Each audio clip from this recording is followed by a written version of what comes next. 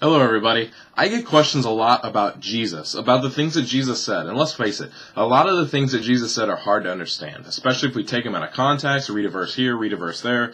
It's easy to misrepresent what Jesus was trying to say.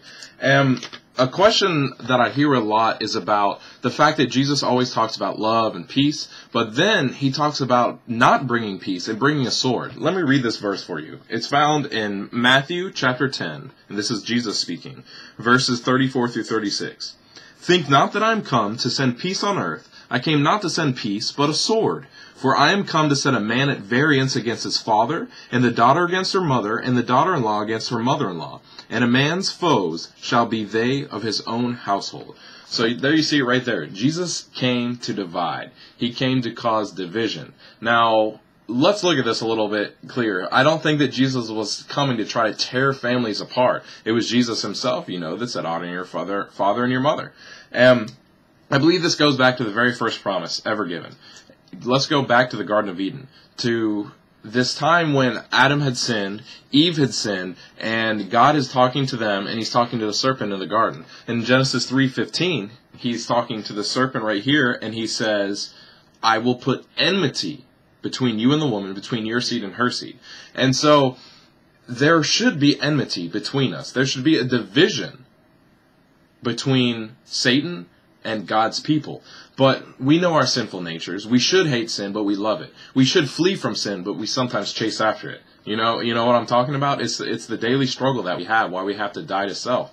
This sin problem wells up. And Jesus came to help us out. He came to fix this. He came to bring a sword to cut the sin away from us. He came to bring truth.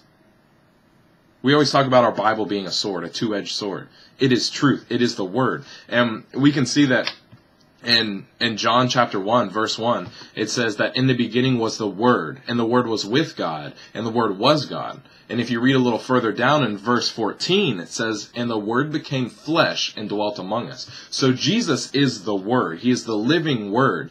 And Jesus himself says in John 14:6, I am the way, the truth, and the life. So Jesus is truth. And in John 17:17, Jesus is praying to the Father. He says, sanctify them by thy truth. Thy word is truth. So Jesus is the Word, and the Word is the Word of God, and it's all truth. So Jesus is truth. The Word of God is truth. He came to lift up truth, lift up the Word of God.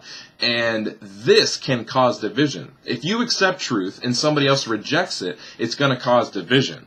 If you accept Jesus and someone else rejects him, it's going to cause division. This is what Jesus is talking about. When you accept truth, your friends, maybe even someone in your family might reject truth. And it's because of this that division will happen. Jesus didn't come to tear families apart. He came to bring truth. And it's not truth itself that is divisive. It is people who reject truth that divides. So I hope this has cleared this up. And if you have any more questions, send them my way. Thanks for watching.